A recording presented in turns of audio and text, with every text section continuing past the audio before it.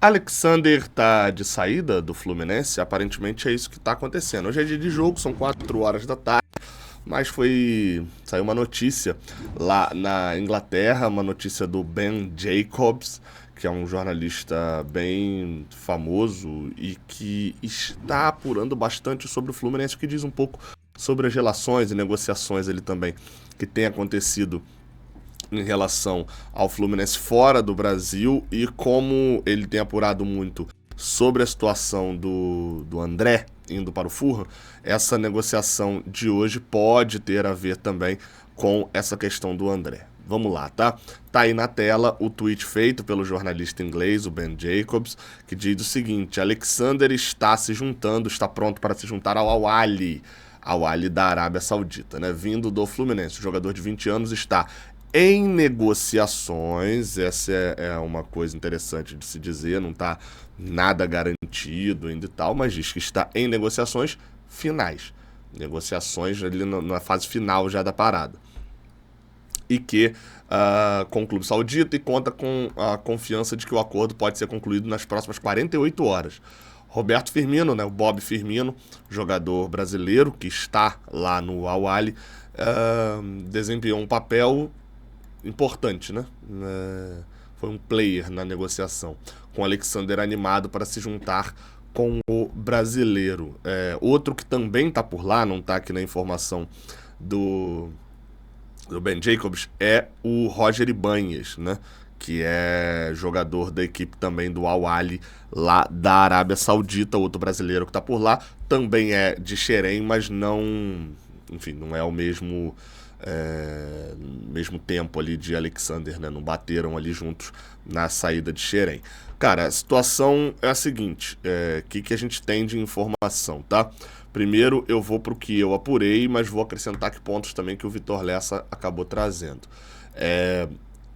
Qual que é a situação? O Alexander meio que já aceitou a proposta. A negociação está de fato adiantada. Tá aí, inclusive, a informação do Vitor Lessa. Ó. As conversas estão acontecendo já há alguns dias. Há um acordo encaminhado com o jogador. Ou seja, estamos falando aqui de salário e etc. E até a disposição de ir para a Arábia Saudita, pelo visto, para o Alexander, isso está se resolvendo. A gente já está se resolvido já. A gente sabe que ir para a Arábia representa a independência financeira para a vida inteira de um jogador e da sua família. Então, enfim, mais que o Alexander ainda seja jovem, seja um jogador de 20 anos, vai fazer 21 agora em outubro, seja um jogador com um potencial grande, enfim, a gente sabe também que às vezes esse é o trem que só passa uma vez na sua vida. Então não julgo o jogador também não. No entanto, diz aqui o Lessa, a negociação ainda não está fechada entre os clubes, por enquanto ele não tem informação sobre os valores envolvidos. E aí eu cheguei até a acrescentar uma informação, porque tudo isso que o Lessa falou eu consegui confirmar.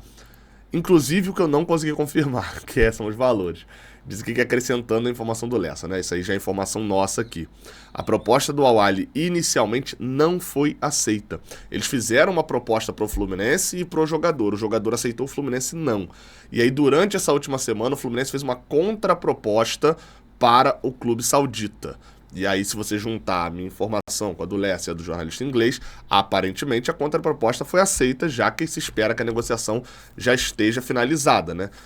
Nas próximas 48 horas. Sempre bom a gente lembrar, né? Essas negociações, elas saem dos mais variados locais, né? Seja, por exemplo, vou até valorizar aqui o meu sócio, né, o Lessa, nesse ponto, como a do Kaique Almeida, que ninguém fazia ideia do que estava acontecendo, e o Lessa revelou ali a questão da negociação. Essa negociação ela pode sair no GE. Globo, como saiu, por exemplo, se eu não me engano, a do Kaique e a do Metinho. Ela pode sair de um jornalista europeu, como foi a do Luiz Henrique. Ela pode sair de um jornalista que cobre o Santos, como foi a do Nonato. Enfim, a notícia às vezes varia muito. Pode acontecer, inclusive, a do Luiz Henrique, quem apura lá é um jornalista europeu e quem apura aqui é um jornalista que cobriu o Flamengo, porque tinha contato também ali com empresários, etc. Então a notícia pode vir de vários lugares, o que parte... perdão pelo barulhinho do WhatsApp.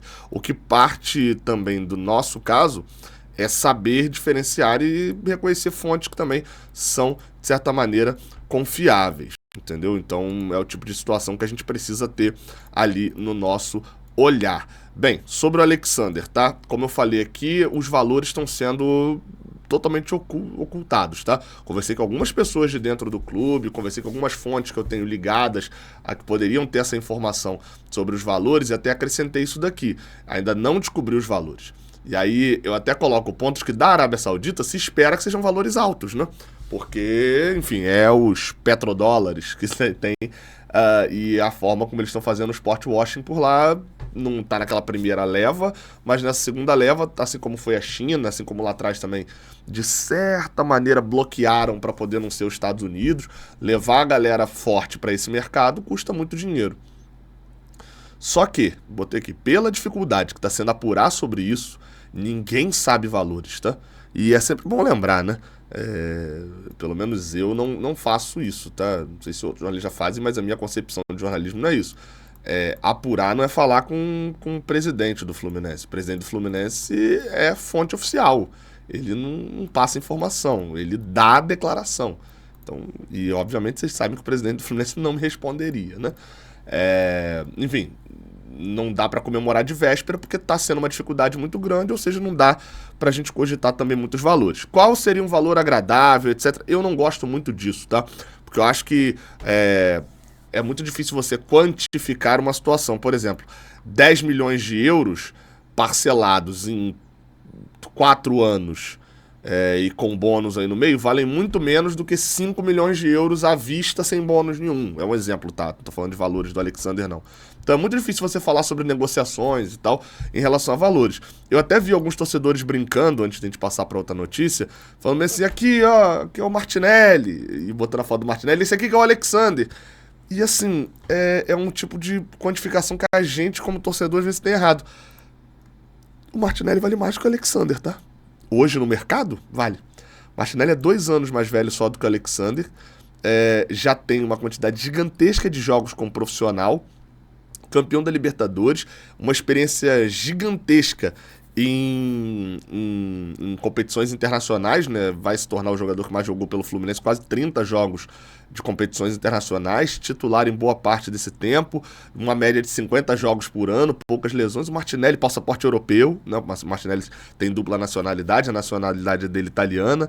Então, o Martinelli vale mais do que o Alexander no mercado, tá? O Alexander tem uma temporada completa em que ele jogou só 36 jogos.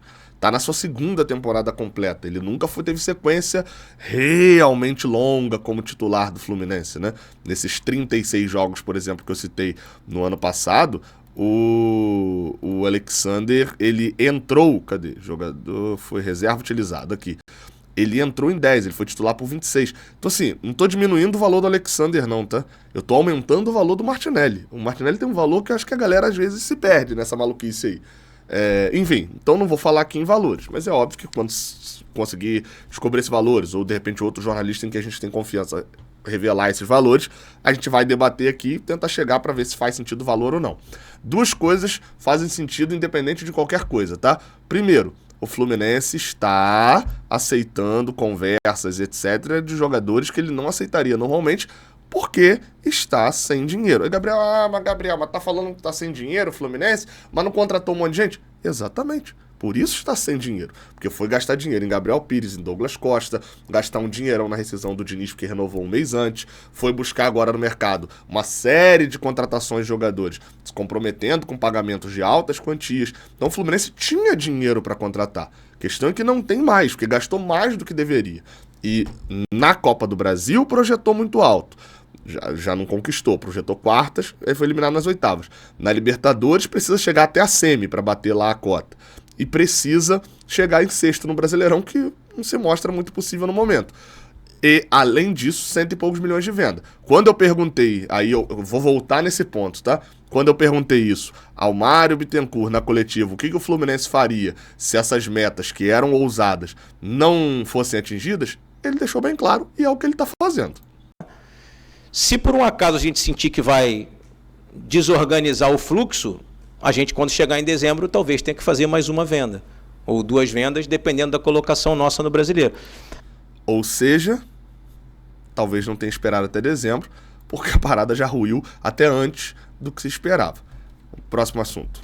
Falamos de chegada, possível saída, vamos falar de outra possível saída. Daqui a pouquinho a gente vai falar de chegada, tá? Atlético Goianiense, segundo o Vene Casagrande, jornalista que cobre o futebol brasileiro aí também de transferências, aceitou a liberação do Johnny Gonzalez para outro empréstimo, né? Para o empréstimo para o Paysandu. Não sei se você sabe, eu também descobri essa semana de novo, que basicamente o Johnny Gonzalez ainda nos pertence, tá? Ele estava emprestado ao Atlético Goianiense, por lá não teve muito sucesso. O Johnny Gonzalez, ele é um cara que tinha acabado pro futebol, ele ressurgiu só para entrar de lateral direito e dar uma assistência pra gente passar do Inter na Libertadores. E aí foi emprestado agora pro Atlético Goianiense, jogou 13 jogos por lá, jogou até pouco, entrou no segundo tempo algumas vezes, vai ser reemprestado, né? O Atlético Goianiense tá passando o empréstimo dele para o Paysandu, que hoje briga na parte de baixo da tabela da Série B. Segundo diz a informação do Vene Casagrande, o Fluminense e o Paysandu vão dividir o salário durante o empréstimo, que vai até dezembro. E aí, novamente, quando você se perguntar por que o Fluminense não tem dinheiro, lembre-se que o Fluminense ainda paga a rescisão de Douglas Costa, a rescisão do Diniz, divide salário do Johnny Gonzalez, paga o salário completinho ainda do Gabriel Pires, que está por lá também. Aí você vai entendendo um pouquinho, né? Cara, então, tem uma informação de um jogador que o Fluminense está interessado. Ainda, novamente, tá? Ainda é sondagem, ok? Sondagem. Eu sempre sou muito claro e criterioso com as palavras que eu uso aqui. Sondagem, mas é uma sondagem que teve uma resposta positiva do lado de lá. Eu tô falando de Gabriel Fuentes, lateral esquerdo, colombiano, do Júnior de Barranquilha, tem 27 anos, joga atualmente pelo Júnior, tá jogando, é titular da equipe lá de Barranquilha, com passagem pelo Saragossa, lá da Espanha, né? Chegou a jogar meia temporada por lá em 2022-23, mas já é titular do Júnior há um bom tempo, inclusive jogou contra a gente, quando a gente enfrentou o Júnior na Libertadores de 2021, ele entrou em campo, foi titular nos 2 jogos daquele grupo, na Sul-Americana de 22 também. Enfim, é um lateral esquerdo que interessa ao Fluminense e que, com 27 anos, foi oferecido no Brasil. O Fluminense foi um dos clubes que respondeu positivamente a isso e começa uma espécie de negociação. Tem outros 2 clubes brasileiros que também gostaram ali da situação. Um deles é de São Paulo, foi o que eu consegui, o máximo que eu consegui de informação. Cheguei a ver alguma coisinha de Corinthians, mas vi mais de repercussão na internet do que apuração minha. Enfim, e o Fluminense foi quem mais animou o staff do Gabriel Fuentes. Tá? Essa resposta positiva do Fluminense nessa questão dessa sondagem. Então tem um intermediário nessa situação que está fazendo a ligação entre os dois, e a resposta positiva do Fluminense ali dentro da situação para começar a negociar animou mais o lateral esquerdo, por aquilo tudo que a gente já vem falando há um bom tempo, de que o Fluminense tem um mercado de saída para a Europa, vídeo o Alexander, está saindo para a Arábia, mas um mercado de saída do Brasil, tem uma proporção, é atual campeão da América, etc. Tem boas referências, ainda mais lá, boas referências também do John Arias. Valores, tá? Algo em torno de 2 milhões de dólares por pouco mais da metade do jogador. Seguraria-se um percentual, não consegui apurar de quem é hoje, quanto que tá dividido os percentuais lá do Fuentes, tá? Se pertence tudo ao Barranquilla, porque ele foi a vida inteira do Júnior. Então se pertence tudo ao Júnior, se não pertence, enfim. Mas os valores ali que estão nessa negociação, novamente, ainda em negociação, ainda em uma negociação em estágio inicial, seria de 2 milhões de dólares por mais ou menos um pouco mais da metade do jogador, tá?